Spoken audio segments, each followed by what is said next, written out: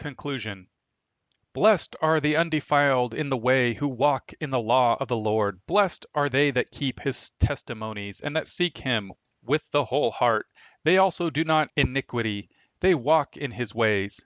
Thou hast commanded us to keep thy precepts diligently. Oh, that my ways were directed to keep thy statutes. Then shall I not be ashamed when I have respect unto all thy commandments. Psalm 119, 1-6. These words of the psalmist do not express the sentiments of modern man. Modern man despises biblical law, for it threatens to restrain him and the vain works of his imagination. Biblical law places restraints on the state as well as on individual evil doers. It defines evil in terms of the revealed laws of a God who threatens covenant breakers with eternal torture, a God who knows the hearts and minds of every person, and who judges them accordingly. Modern man does not want to be reminded of such a God or the judgment to come, so he renounces biblical law. He correctly sees biblical law as a curse on his dreams of autonomy. A society that renounces biblical law has two choices: to attempt to construct a legal order that is either more rigorous than biblical law or more lenient. Such a society inevitably turns aside from God's law. It violates God's commandment. Ye shall observe to do therefore as the Lord your God hath commanded you. Ye shall not turn aside to the right hand or to the left. Deuteronomy 5:32. Anarchism beckons on one side, while a one-world socialist state beckons on the other. If covenant-breaking man identifies with the criminal, he will prefer judicial leniency. He knows what is coming for him in eternity if God's word is true. So he sides ethically, emotionally, and philosophically with the criminal, in whose camp God also places him. Covenant breaker. On the other hand, covenant-breaking man may choose to imitate God, to become part of a messianic political movement that uses state power in a program to redeem some men and to crush all opposition. In this case, he will seek to make civil law more rigorous and more harsh than the Old Testament law. Or he may hold both positions at once, as the modern humanist liberal has done, by condemning the West's criminal justice system as being far too harsh, while praising communist re-education camps as being truly, or at least necessarily, progressive. He rejects the West as too severe judiciously, yet praises the communist for being realistic in setting up slave labor camps. As is so often the case, Malcolm Muggeridge has magnificently described this schizophrenic liberal mentality and the effective use that the communists have made of it. I have seen many Soviet frontiers with barbed wire and landmines and dogs with armed sentries and watchtowers ready to shoot on sight like prison guards, all designed not so much to bar people from coming in as to prevent those inside from getting out. How strange, I have often reflected, that a regime which needs thus to pen up its citizens should nonetheless be able to make itself seem desirable to admirers outside, as though the purpose in taking the Bastille should have been to gain admission there and do a stretch. Spiritual schizophrenia. There are millions of Christians today who suffer from a similar kind of intellectual schizophrenia. They contemptuously reject the Old Testament's legal system, claiming that any attempt to revive it would be a sure road to tyranny. They ignore the obvious fact that the Bible clearly reveals that Israel's rival kingdoms in the ancient Near East were the tyrannies, for those cultures were in bondage to false gods. But without biblical law to guide them in the reconstruction of the visibly corrupt societies and institutions of the modern world, what Bible-based alternative can they offer? None. Perceiving this to be their dilemma, Christians then express complete satisfaction that we Christians can live faithfully under any kind of political or economic system, meaning that it makes no difference if God's people return to Egypt, Assyria, and Babylon. In the very next breath, they condemn Old Testament law as morally questionable and politically intolerable. Somehow it seems that Christians can live faithfully under any legal order except the one that God established for his covenant people, Israel. Marx is tolerable, Moses is not. Christians, especially college classroom Christians, proclaim confidently that the Bible does not offer judicial blueprints for social reform. This viewpoint leads to one of three conclusions. 1.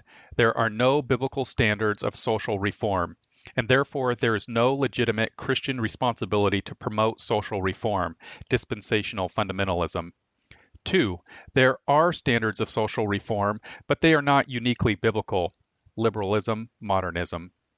3. There are standards of social reform, but we cannot turn to biblical law to find them, so we therefore should use biblical phrases to baptize numerous social reform programs that the humanist political liberals abandoned as unworkable or ineffective 10 years ago. Trendier than thou, neo-evangelicalism, or what William White has dubbed the Wheaton pox. New York University psychological professor Paul Vitz is being overly generous when he wrote that somehow the Christian world is always buying into secular ideas at the top of their influence and selling out Christian ideas just when they have no place to go but up. Instead, neo-evangelicals consistently pay retail price for dead secular ideas 10 years after everyone else has sold them at a discount into the used fads market. Fundamentalists enthusiastically stand up and sing the words of the hymn, "Oh, how love I thy law, it is my meditation all thy day," and then sit down to delight in an hour-long sermon that rejects Old Testament law as legalistic. They dismiss the stoning of gluttonous, drunkard, rebellious adult sons as barbaric, and then are preached into a frenzy about the evils of demon rum. For over a century, American fundamentalists have had no influence on the social and political events of the day, save only for the ill-fated political experiment in the United States called Prohibition, 1918 to 1933. Prohibition's visible failure to keep people from drinking alcohol and the voters' subsequent repeal of the 18th Amendment drove fundamentalists into the American political wilderness for 2 generations. How can people who prefer anything and anyone to Moses be expected to speak out effectively in the name of the Lord on social and cultural issues? They can't, they haven't, and they don't. They won't either until they rediscover and recommit to Exodus 21 through 23. It is here that we find the theological foundation for a thoroughly biblical reform of the criminal justice system, which today surely is criminal. The reform of the criminal justice system. What would be the marks of civil justice during an era of biblical justice? Victims would see the restitution of their stolen assets, while criminals would see their ill-gotten capital melt away because of the financial burden of making restitution payments. The dual sanctions of curse and blessing, Part 4 of the Biblical Covenant Model, are invoked and imposed wherever the principle of restitution is honored in the courts, both civil and ecclesiastical. Restitution brings both judgment and restoration, which affects individual lives and social institutions. There are limits to biblical restitution. First, the full value of whatever was stolen is returned by the thief to the original owner.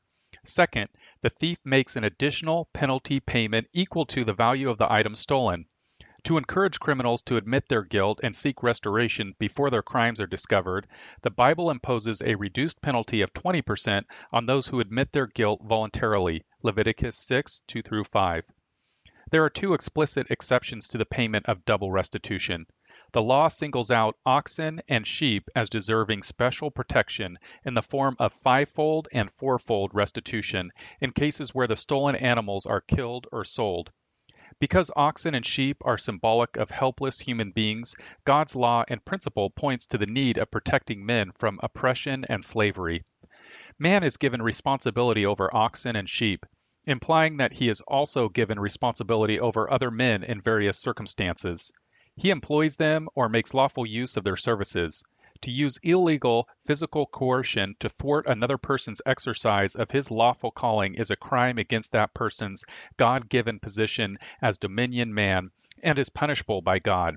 This is why kidnapping and murder are capital crimes. The 5-fold and 4-fold restitution payments for slaughtered or resold ox and sheep are symbolic of these 2 extremely serious crimes against people. The goals of restitution. Economic. Proportional restitution is imposed by the civil government as God's lawful representative on earth. The 3 economic goals of proportional restitution are these: 1. Restoring full value to the victim. 2. Protecting future potential victims by means of the deterrence effect of the penalty payment, Deuteronomy 13:11. A. Animals, especially those symbolic of man's helplessness, sheep, and oxen, and B, property owners, and 3, offsetting the lower economic risks of detection associated with certain kinds of theft, the slaughter or sale of specially protected edible animals. All of these are designed to protect the rights of victims. The innocent, not the guilty, are to be the recipients of protection from the civil government. The victim can agree to be lenient to the criminal by accepting a reduced restitution payment, but that decision is his, not the court's. Civil. Biblical restitution also has at least 3 civil goals in addition to the 3 economic goals. The first civil goal of restitution is to make life easier for the law-abiding citizen by fostering external social conditions in which he can live in peace and safety. Peace and safety are the fully legitimate goals of all biblical justice, which God has promised to bring to pass in world history through His church during a future period of earthly millennial peace. The nations will come to God's church, the mountain of the house of the Lord, in search of true justice. Micah 4:1-5. A second civil goal of biblical restitution is to make possible the full judicial restoration of the criminal to society after he has paid the victim what he owes him. The state is not to concern itself with the psychological restoration of the criminal, the victim, or society in general. The state's jurisdiction is strictly limited to the realm of the judicial restitution. The psychological state of the criminal is between himself and God, as is the psychological state of the victim. Nevertheless, as is the case of the salvation of any individual by God's grace, judicial restoration is the first step toward psychological restoration. The modern U.S. practice of never again allowing convicted felons to vote is clearly immoral. Under biblical law, a convicted criminal becomes a former convicted criminal when he has made full restitution to his victims. In this sense, he is resurrected judiciously. After he has paid his debt to his victims, he must be restored to full political participation. To segregate the former convicted criminal from any area of civic authority or participation is to deny judicially that full civil restoration is made possible by means of God's civil law. The third civil goal of biblical restitution is not intuitively obvious, but it may be the most important goal for the modern world. A system of biblical restitution is required in order to reduce the likelihood that citizens will come to view the civil government as an agency that lawfully initiates programs leading to personal or social transformation. The state's task is to assess the economic damage that was inflicted on the victim and then impose judgment on the convicted criminal that will reimburse the victim for his loss, plus a penalty payment. Normally, this means double restitution. The state is not an agency of creative transformation. It is not to be regarded as a savior state. Men should not seek to make the state an agency of social salvation. It is supposed to enforce biblical civil law, no more, no less. The state is not supposed to seek to make men righteous. It's God's assigned task is to restrain certain specified acts of public evil. Theft is one of these acts. Civil government is an agency of visible judgment in history. Justice demands judgment. The judgments handed down by civil government acknowledge the historic judgments of God, as well as point to the final judgment of God. The goal of civil justice is always restoration through restitution, or restoration through execution. This twofold system of civil judgment also characterizes God's judgments, which are equally judicial. Judgment unto restoration. When God deals with his people in a harsh way in history, it is a means of restoration, judgment unto restoration, not judgment unto destruction. The atoning work of Jesus Christ at Calvary points the way to a better world in history. Restitution has been made to God by the only possible ethically acceptable representative of man, the Son of God. The Christian's expectation of better earthly times is therefore valid. Christ's restitution payment has been made on earth and in history.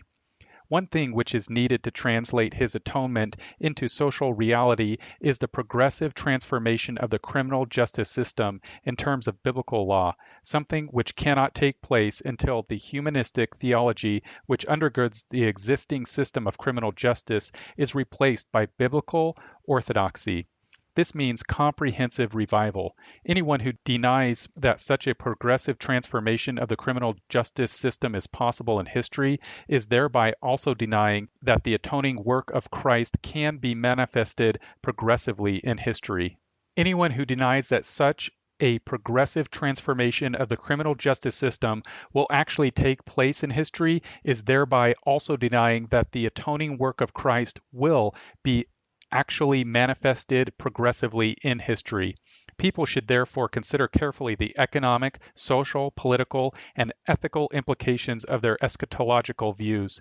When they make eschatological pronouncements, they are inescapably also making implicit economic, social, political, and ethical pronouncements. Eschatology and ethics cannot be successfully separated.